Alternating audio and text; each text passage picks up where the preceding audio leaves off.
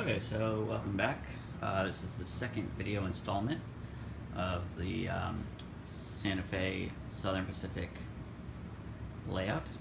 I made some major updates that I'd like to share. First, I got everything wired, so all the switches are wired. I have a crossover from the inner loop and the outer loop, and all four of those switches are wired up.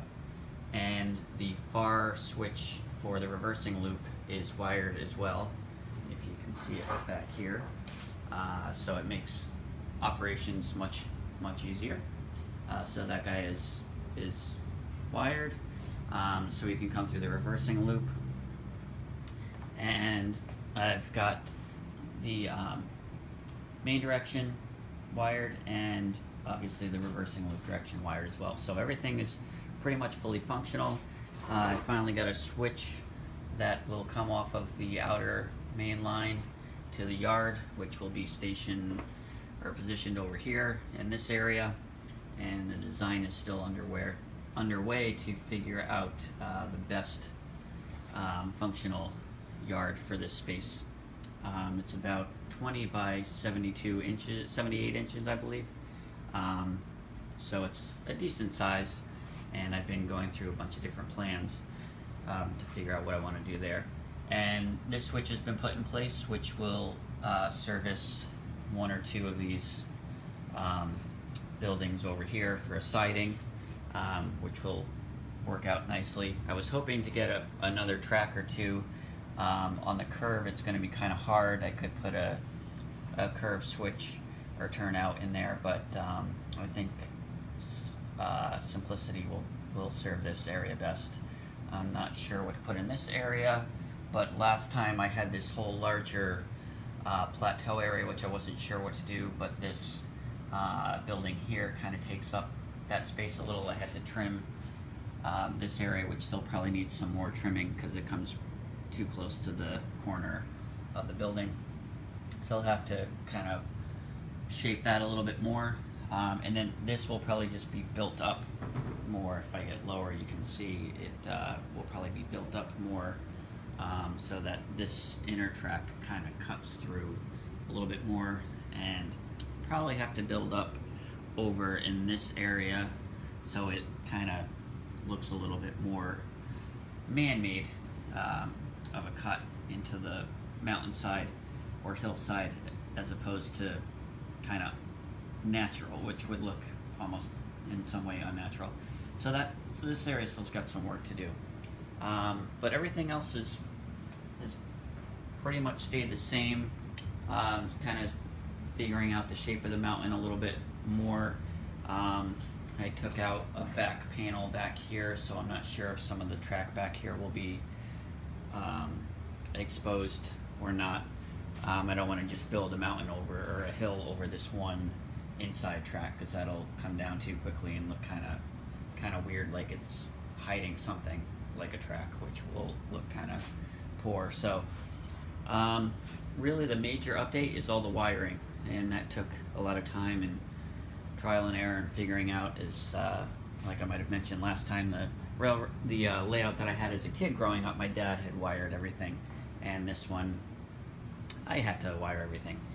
So it was a fun learning process, and now that I've got the basics down, I should be good to go from here. It's a small and minimally functional layout, so I'm doing everything right now with the old Atlas switches, which I'm used to, and for nostalgic purposes I'm kind of drawn to. I'm looking highly into converting to DCC shortly. But that would be more of a function of getting better running engines and converting to a New England setting of a railroad system, as opposed to all my old engines, which are Santa Fe and Southern Pacific. They're 1950s era, probably, except for that U engine, but the rest I believe are from 1950s era, which is the era that I'm going for. So but I'd like to just switch the part of the country and do a New Haven and Maine and New York Central layout eventually. So this will serve that, but I need to update the engines and obviously the rolling stock. I've got a ton of Santa Fe and Southern Pacific rolling stock, which I would convert to more New England, Eastern rolling stock. I'm working on two cars here, which one was chassis system, I think, and one was a Santa Fe Super Shock, which I'm stripping and working on. Both I had painted with some different techniques, and now I'm just stripping them all. The black on this guy is the base plastic color, and the black on here as well, so they'll both be black underneath everything. And I've been using Citrus Strip because I have no patience, and I put a tiny bit on paper towel, wipe it on, and then quickly wipe it off with alcohol. Nail polish remover works as well too. I've watched a ton of different tutorials on how to strip paint, and based on what I have available and my past experience as a painter, this technique has been okay so far. Everything is pretty smooth. I haven't eaten away the plastic yet, so I think the technique that I'm using is okay so far. For these two, obviously, I got lucky, but in the future, if I do any more, I will probably take a more conservative approach as opposed to the Citrus Strip. So let me just run these guys around. I've got one train so far. I can run them around, and we'll come back with another update hopefully soon. Hopefully the siding will be done, and hopefully I'll get some kind of yard designed out and work on the back mountain or hillside, and resolve this area, as this needs some aesthetic and structural work.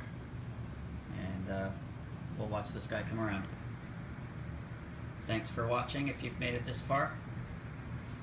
I appreciate it.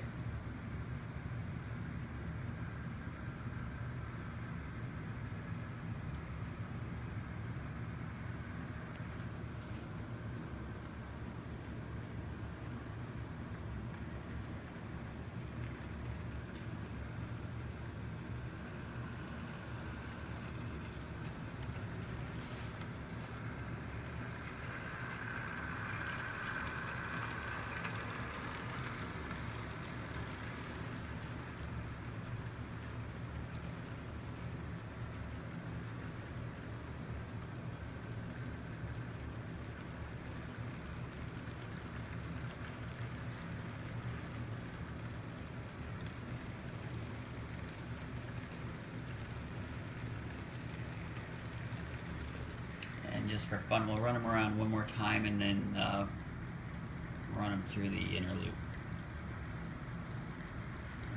Pick up a little speed in the back.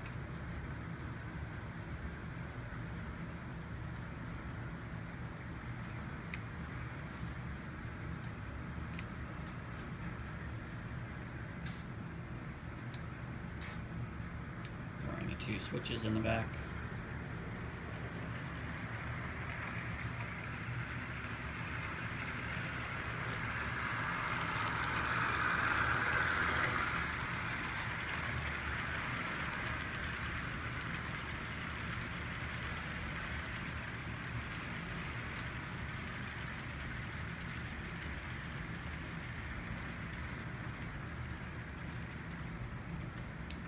This engine needs some work on it, as it'll probably slip coming up this hill.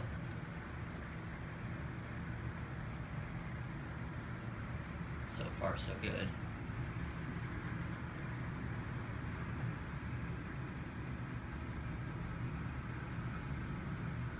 And it's slipping a little bit. And we lost everything. So I got some work to do. We can just watch the engine come around. I know it's only tap him so he doesn't hit the rest of the train. Thanks for watching.